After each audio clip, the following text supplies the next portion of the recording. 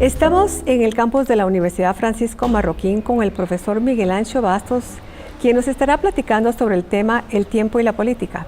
Para ello le vamos a formular algunas preguntas. Muchas gracias, Luqui. Buenos días, Buenos profesor. días. Aquí están las preguntas. La primera, el tiempo y política, ¿de dónde emana el debate de las preferencias temporal del tiempo? Originalmente es un debate que proviene de la economía, ¿verdad? Es un debate que proviene de la economía cuando se estudia, por ejemplo, la teoría del capital, en el sentido de que el ahorro o la capitalización requiere de una preferencia temporal determinada, en el sentido de que sacrificamos necesidades presentes por necesidades futuras. En esa medida, por ejemplo, toda la teoría del capital, toda la teoría de interés tiene relación con la preferencia temporal, pero también tiene un origen sociológico. Algunos sociólogos como Banfield o algunos antropólogos introdujeron el concepto de preferencia temporal en el sentido de analizar los comportamientos sociales, en qué medida las sociedades y el proceso de civilización depende de la relación entre satisfacción inmediata de necesidades o preterición de las mismas en el tiempo. Banfield, por ejemplo, en La ciudad en discusión analiza muy bien ese tema. Incluso distingue las clases sociales en relación a preferencia temporal. Muy bien, muchas gracias. La siguiente pregunta dice, ¿existe una relación entre economía y tiempo y política y tiempo? Claro.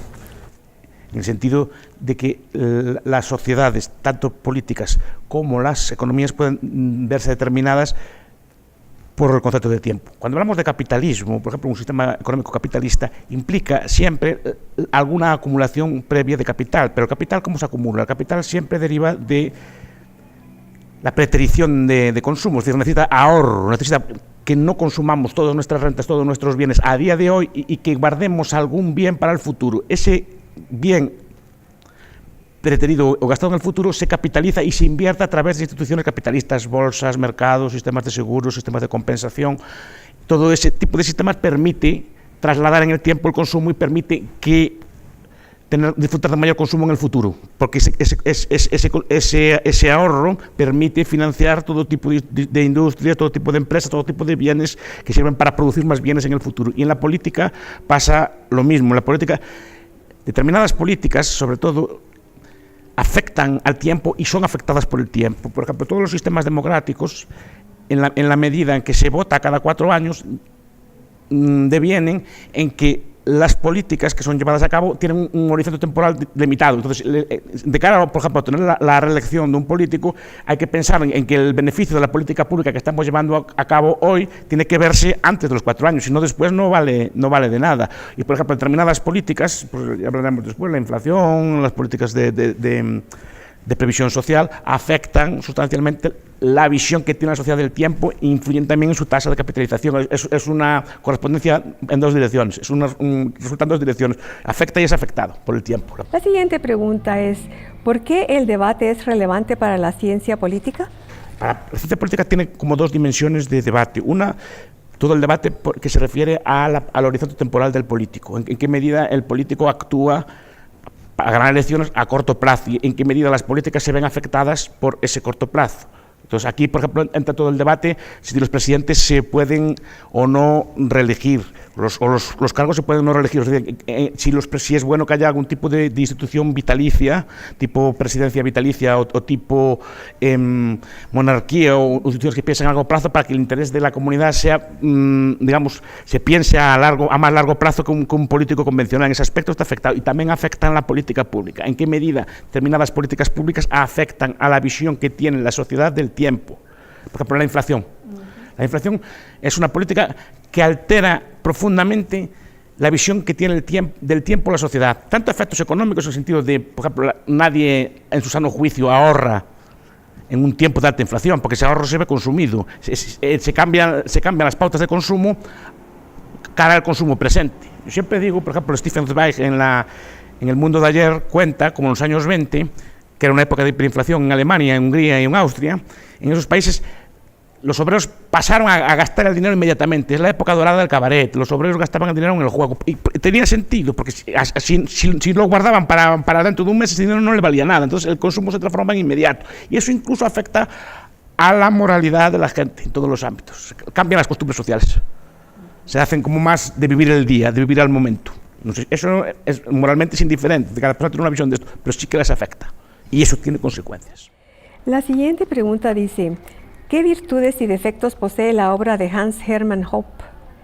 ¿Considera que es un aporte innovador en el campo de la teoría política? Sí, Hans Hermann Hoppe se basan en ideas anteriores, por ejemplo en el libro de Banfield, que lo cita mucho, y otros teóricos anteriores que abordan el tema del tiempo en la política. Pero para mí la novedad de Hoppe es que aplica el tiempo para comparar formas de gobierno, para comparar sistemas de gobierno, para comparar las democracias modernas o las repúblicas modernas, sobre todo las repúblicas, con las democracias. Cuando habla de democracia no estamos pensando en las democracias tipo occidental, sino en las democracias absolutas, las democracias en las cuales, digamos, el gobernante no tiene que dar explicaciones a un cuerpo electoral, no tiene que dar explicaciones, digamos, a su pueblo. En ese aspecto sí. Y introduce una serie de elementos como, por ejemplo, la conciencia de clase.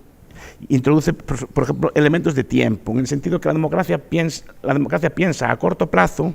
El gobernante no es propietario del aparato de gobierno, no tiene ningún interés en su mejora, en su capitalización, sino que tiene interés en obtener rentas a corto plazo. El monarca, aun queriendo obtener rentas para sí, tendría, según Hoppe, una visión a más largo plazo. Y pensaría a más largo plazo, entonces pensaría, por ejemplo, capitalizaría las sociedades, intentaría que sus súbditos fueran por lo mejor formados, lo más trabajadores, lo más competentes posible, porque así obtendría también más rentas. Pero para obtener esas mayores rentas necesita que la sociedad se capitalice. Si la sociedad, por ejemplo, no tiene buenas infraestructuras, no tiene buenos bienes de capital, buenas fábricas, etcétera, a duras penas el rey va a ser rico. Entonces tienen un interés en esto.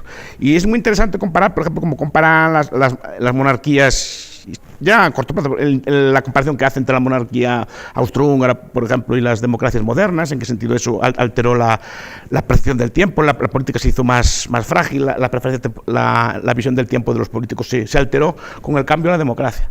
Y sería interesante, por ejemplo, comparar donde pueden ser comparados. Por ejemplo, en el mundo árabe hay monarquías al estilo de Hoppe, y hay repúblicas. Y creo que se pueden ver las diferencias entre una y otra claramente, y creo que ahí es donde quiere llegar. La siguiente pregunta dice: la clave del tiempo aplicada a la política parece ser la propiedad, pero ¿es relevante el tiempo y la política al hablar del funcionamiento de las democracias actuales? ¿Nos ayuda a interpretar el desempeño de los actuales sistemas de libertad democráticos? Sí, nos ayuda, en el sentido que el político está pensando siempre cómo ganar las próximas elecciones, y sus políticas, lo dicen muchos históricos del Pablo, están orientadas o son miopes temporalmente. No tienen interés en hacer una cosa que se vea a corto plazo, o una política que sea estrella a corto plazo, que brille mucho, y sobre todo que brille en el momento inmediatamente anterior a las elecciones, independientemente de que esa política traiga efectos a largo plazo o no, traiga buenos efectos a largo plazo o no. Por eso para mí es muy importante, por ejemplo, en otros ámbitos, el debate sobre la limitación de mandatos. Yo creo que no deben limitarse los mandatos políticos, porque si se empiezan a limitar, siempre tenemos un gobernante irresponsable que intenta sacar el máximo provecho a corto plazo, y no solo económico, de otros tipos, ¿no? De prestigio, de poder, lo que sea, a corto plazo, y no se preocupa del devenir histórico de la nación. El ejemplo de México es un ejemplo claro, que lleva toda la vida con sexenios y no parece que haya mejorado mucho en ese aspecto, pues la transparencia o la democracia. Además que eso se burla fácilmente. Pero es la idea de que hay que pensar a largo plazo, y determinadas inversiones, determinadas cosas solo se pueden pensar a largo plazo. Plantar un árbol, por ejemplo, no se ve a corto plazo, se ve a largo plazo. Los reyes plantan árboles. No sé quién, un teórico decía, los reyes plantan árboles y las democracias los cortan. Es una metáfora, ¿no? Pero es la idea de que la democracia piensa a corto plazo en sacar la renta posible, y el rey, en cambio, tiene un interés en los árboles, que aunque no los ve ahora, sabe que él, dentro de 20 años, va a disfrutar de esos árboles, o incluso sus hijos podrán disfrutar de esos árboles. Tenemos la última pregunta que dice: ¿por qué dicha preferencia temporal es un problema? Por lo que estábamos diciendo ahora. Si yo hago inversiones solo a corto plazo, cuando el corto plazo pase, no voy a tener resuelto el problema, y solo tendré una acumulación de problemas. Por ejemplo, el problema de pensiones que hay en muchos países de Europa es debido a pensar a corto plazo en la política. El sistema de pensiones está pensado como un ingreso a corto plazo, en un momento en que hay mucha gente a pagar y a trabajar, y pocos a cobrar. En ese momento es un beneficio. Bueno, pero el tiempo pasa y se invierte la pirámide. Ahora son muchos a cobrar y pocos a trabajar. Y lo que antes era una fuente de ingresos a corto plazo, por no haberlo previsto lo que iba a pasar a largo plazo, por no tener una perspectiva temporal a largo plazo, ahora se convierte en un problema que está arruinando o está causando graves problemas a muchas sociedades occidentales. En ese aspecto sí que es relevante, precisamente por no pensar en eso. O por la inflación. La inflación es muy atractiva a corto plazo para los políticos, pero a medio y largo plazo destruye por completo la base económica de un país. En ese aspecto es relevante, claro que es relevante. Muy bien, profesor. Pues le agradecemos muchísimo, profesor, por ampliarnos de los temas tan interesantes sobre este tema de el tiempo y la política. Muchas gracias por su amabilidad. Y a ustedes que estuvieron viendo este programa, les agradecemos también por su atención.